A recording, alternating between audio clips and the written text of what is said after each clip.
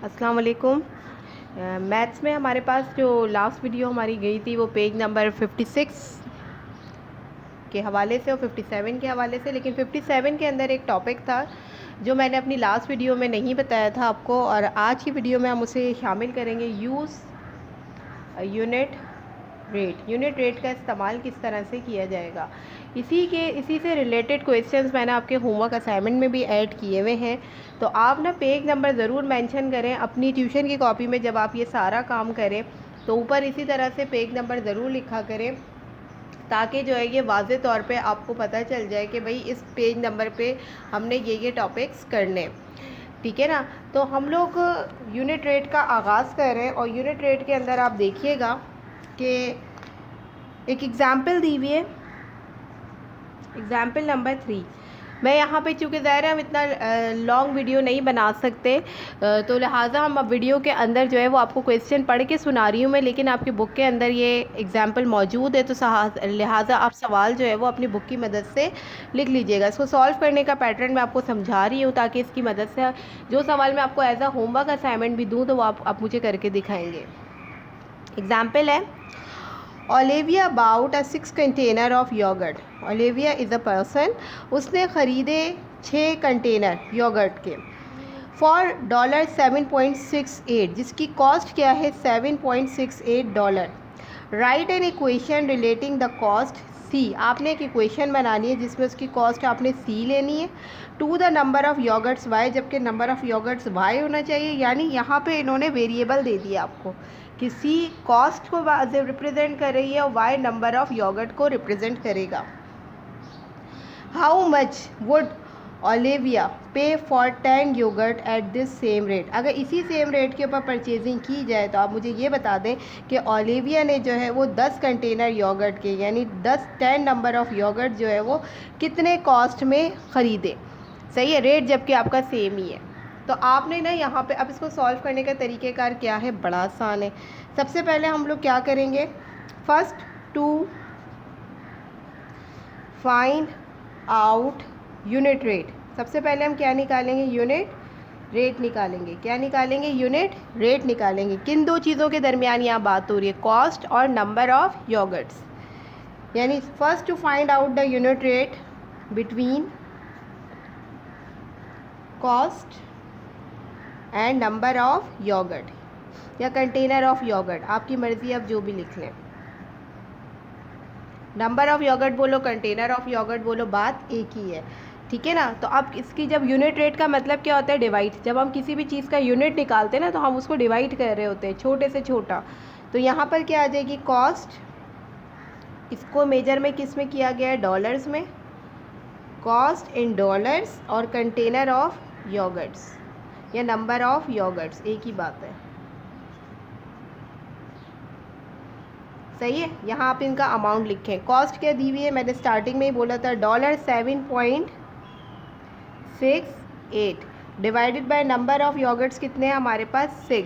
तो जब $7.68 को आप 6 से डिवाइड करेंगे, आता है ना आपको डेसिमल की डिवीज़न, मैंने आपको सिखाई हुई है, फ्रैक्शन डिवीज़न आपको आती है।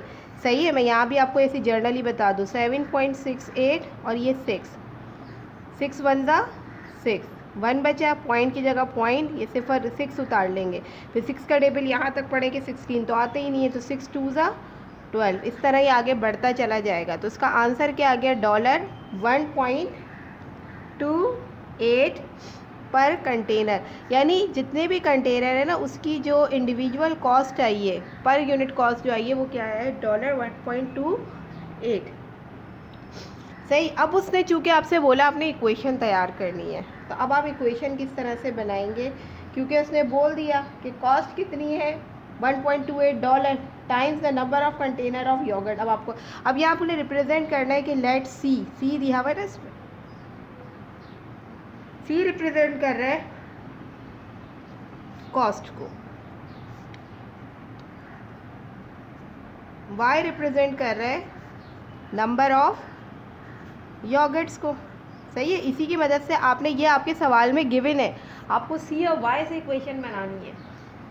तो अब कॉस्ट हमें निकालनी है, उसने यही बोला ना कि आप कॉस्ट बताएं कि कितनी कॉस्ट के अंदर जो है वो 10 योगर्ट्स जो है वो सेम रेट पे परचेज़ करेगा। तो इक्वेशन किस तरह से बनाएंगे हम कि C is equal to cost क्या है ये पर कंटेनर 1.28 Y, सही है ना। उसने बोला ना y का मतलब क्या है, नंबर ऑफ योगर्ट्स। अब अगर C मैंने निकालना है 1.28, तो देखें ये हमें मालूम करना है, y हमें पता है, y का मतलब मैंने अभी बताया नंबर ऑफ़ योगर्ट्स। तो उसने बता दिया कि कितने फॉर 10 योगर्ट सेम रेट पे परचेज़ किए गए, तो कितने हो गए नंबर ऑफ़ योगर्ट्स 10। तो 1.28 को आप 10 से मल्टीप्लाई करेंगे तो आपका आंसर आ जाएगा 12.80, ठीक है ना। तो 12.80 क्या है ये, which is measure in dollar. तो आंसर क्या आया हमारे पास, the cost of 10 container of yogurt, क्या कॉस्ट आ रही है उसकी, is 12.80 dollar. This is your required answer, ठीक है ना। ये इस तरह से सॉल्व किया गया है। तो जब कभी भी यूनिट रेट का कोई भी सवाल आ जाए तो सही है, वो इसी मेथड को फॉलो करेगा और आपने इसी मेथड से करना है। इसके बाद पेज नंबर 59 पे देखिएगा, ये आपका होमवर्क है, ये मैं शो भी कर रही हूँ आपको, ठीक है ना। ये आपका होमवर्क आ रहा है और होमवर्क को सामने रखते हुए आपने ये काम करना है। होमवर्क असाइनमेंट आ रहा है आपका। पेज नंबर 59 पर आपके बुक के अंदर एक सवाल दिया हुआ है, solve each proportion, solve each proportion. ये आपने पूरा करना है, ठीक है ना। इसमें जो सवाल दिए हुए हैं वो आपने करने हैं। इसके अलावा इसी के नीचे दिया हुआ है इंडिपेंडेंट प्रैक्टिस है ये, अज्यूम द प्रोपोर्शन, वो दिया हुआ है। वो भी बिल्कुल ये जितनी चीज़ें मैंने आपको पढ़ाई है उसी को फॉलो करेगा। उसमें से आपने कौन कौन से पार्ट करने, 1 2 3 4 एंड 5, ये आपने करने। इसके अलावा उसी के नीचे देखिएगा ये सब इंडिपेंडेंट प्रैक्टिस में दिया हुआ है। किस में दिया हुआ है, ये इंडिपेंडेंट प्रैक्टिस में दिया हुआ है। ये उस एरिया के अंदर आपको ये सारे सवाल मिलेंगे। इसी तरह नीचे दिया हुआ है यूज़ अ यूनिट रेट, यूनिट रेट का इस्तेमाल करते हुए आपने ये 2 क्वेश्चन करने, question number 6 and question number 8, ये 2 सवाल आपने करने। साथ ही साथ हमारे पास पेज नंबर 59 की डिटेल मैंने आपको दे दी। इंडिपेंडेंट प्रैक्टिस का एरिया है, ये आपने होमवर्क में करना है। पेज नंबर 59 पे सॉल्व ईच प्रोपोर्शन लिखा हुआ है, उसके नीचे जितने सवाल मौजूद हैं वो आपने करने। इसके अलावा उसके नीचे लिखा हुआ है अज्यूम द प्रोपोर्शन और फिर नीचे क्वेश्चंस गिवन है 1 2 3 4 5, ये आपने करना है। साथ ही उसी में नीचे लिखा हुआ है use as a unit rate, unit rate के मेथड को इस्तेमाल करते हुए क्वेश्चन नंबर 6 और क्वेश्चन नंबर 8 आपने सॉल्व करना है। तो ये काम बहुत तसल्ली से बैठ के आपने करना है। इसके बाद हमारे पास पेज नंबर 60 है।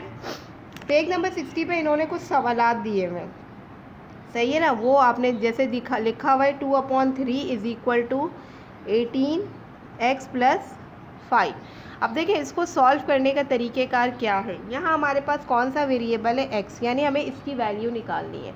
जब कभी दो चीज़ों के दरमियान इज़ इक्वल का निशान हो तो वहाँ हम करते हैं क्रॉस मल्टीप्लाई, ठीक है। क्या करेंगे, बाय क्रॉस मल्टीप्लाई,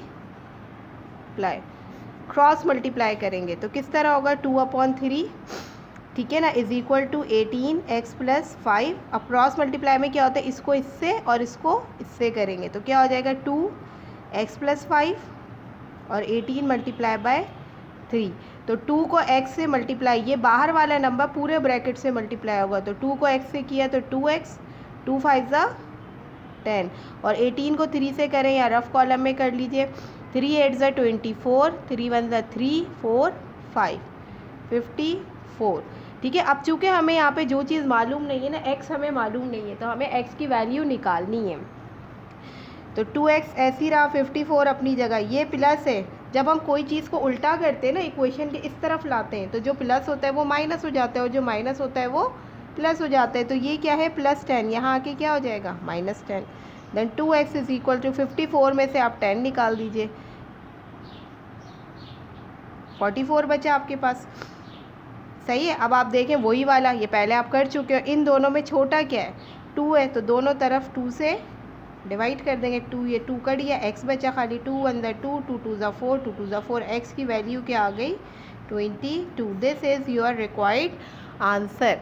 सही है ना। इस तरह से हम किसी भी x आ रहा है, y आ रहा है, जैसे अगले सवाल हैं आपके यहीं पर गिवन है क्वेश्चन नंबर 13 और क्वेश्चन नंबर 14, ये भी आपने करना है, यानी 13 और इसका 14, क्वेश्चन नंबर 13 और क्वेश्चन नंबर 14, ठीक है। This is your required homework, ये भी आपका होमवर्क है और ये आपने इसी पैटर्न से करना है। होपफुली आपको ये सारे मेथड और ये सारे कॉन्सेप्ट क्लियर हो गए होंगे। आज की वीडियो में आपने मुझे जितनी इमेजेस भेजी थी पेज नंबर 60 तक, उसकी तमाम तर डिटेल हमने अपने वीडियो के अंदर आपको प्रोवाइड कर दी है।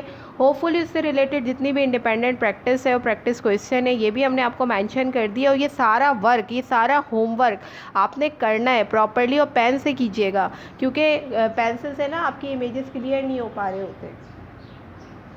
तो पेन से करके काइंडली मुझे रिस्पेक्टिव पेज नंबर और क्वेश्चन नंबर के साथ क्वेश्चन लिखा हुआ हो आप मुझे ज़रूर लाजमी शेयर कीजिएगा, क्योंकि देखें अब आपके एग्जामिन स्टार्ट हो गए, अब आपके टेस्ट भी स्टार्ट हो रहे हैं। तो लिहाजा जब आप मुझे क्लियर करोगे, अगर इसमें कोई मिस्टेक आ रही होगी तो मैं उसे अपनी लाइव में डिस्कस करूँगी।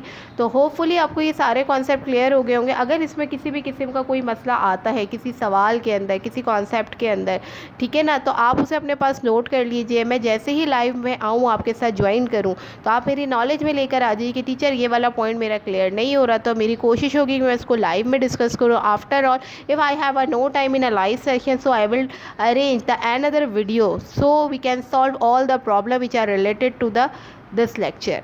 ओके, लेकिन बात सारी है कि आपने वीडियो को बहुत गौर से सुनना है और बहुत गौर से सुनने के बाद उसको तरीके के साथ इसी तरह से सॉल्व करना है।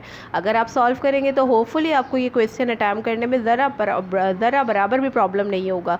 लेकिन इन केस अगर फिर भी हो जाता है आप नोट कर लीजिए, और ठीक है ना, और मेरी नोटिस में ले आइए, एज़ वेल एज़ मैं जो भी चीज़ें अरेंज करती हूँ मैं आपको बता दूँगी।